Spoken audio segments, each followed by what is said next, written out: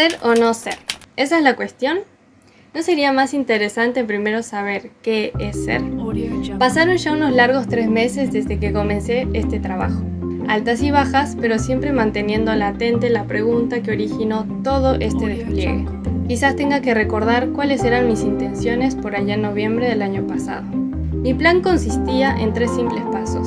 Lanzar la pregunta, ¿qué somos?, a un público pasajero que estuviera en interacción con la pregunta no por propia voluntad, sino porque éste se manifestó frente a ellos. El segundo paso era bajar a tierra algunos de los conceptos que se desarrollan al pensar en las preguntas, las partes de algún algo que conforman un todo, pero que por sí mismas no son el todo. Ahí intervino Mixto. Por último, registrar los pensamientos de los participantes de la obra en un cuaderno, un lugar íntimo pero público, en el cual volcar los resultados de estar al contacto con la pregunta.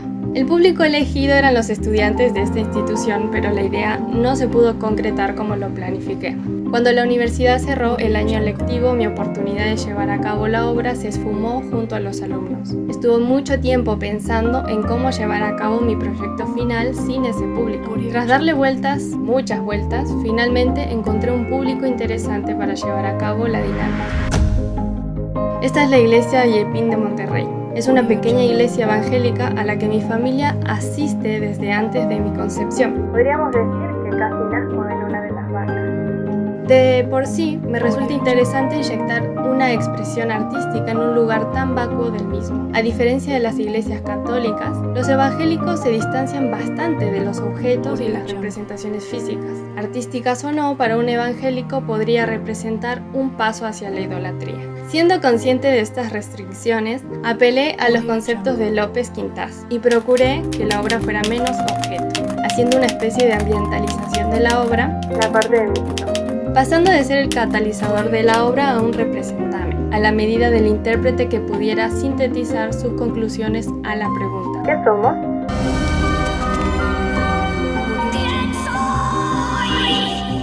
El público. Decidí reducir el alcance de la obra, teniendo la posibilidad de llevarlo a cabo en un culto general, donde el público es más grande y diverso. Decidí hacerlo en la reunión de damas. Así acoté el público a un grupo de 15 personas, de diversas edades, nacionalidades, niveles de educación y niveles socioeconómicos. A pesar de estas diferencias, este grupo compartía una característica que resultaba de mi interés: la búsqueda. Estas mujeres, algunas me conocen desde que nací, son las personas con mayor búsqueda de sentido que he conocido. En cierta forma podríamos decir que la relación de estas mujeres con la iglesia y con la deidad es la de un receptor poético. En primer lugar, por la naturaleza ambigua de la religión que profesa, y en segundo lugar por la actitud reflexiva de búsqueda que las convierte en coautoras de su liturgia. Esta actitud se ve aún más exacerbada cuando tienen reuniones solo para ellas, donde se sirven y ministran las unas a las otras, y crean una liturgia del compartir, que por cierto también tiene mucho que ver con el yopoy guaraní. La concepción del trabajo y la fiesta no se oponen, van de la mano y el uno es un convite para el otro. Por último, me pareció un ejercicio enriquecedor el poner en contraposición los argumentos científicos y racionales del video con los propios conocimientos sensibles y doctrinales que pueden tener. ¿Cuánto de ello era realmente opuesto? ¿O cuánto de ello tomaría para hacer su propia interpretación sobre la pregunta lanzada al aire? ¿Qué somos?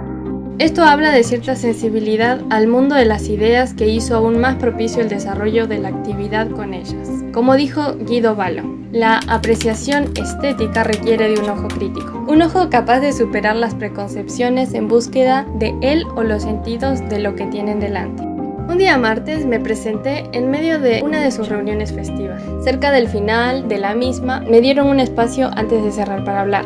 Les pregunté si querían participar de la dinámica y todas aceptaron, pero no estaban muy cómodas con la cámara, por lo que decidí no continuar documentando la actividad para no ser intrusivo. Y me sorprendió lo abiertas que estaban a participar y a opinar cuando nadie grababa. Presenté las bases conceptuales de la actividad y procedí a mostrarles el video.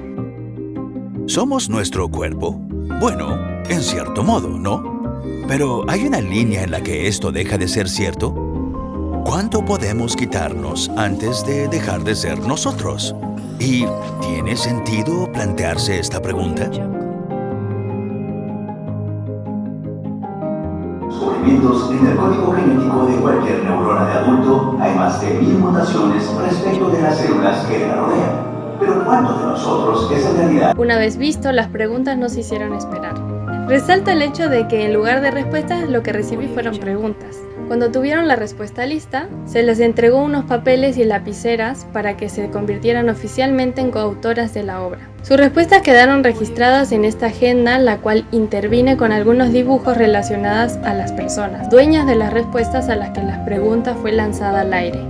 ¿Qué somos? ¿Qué somos?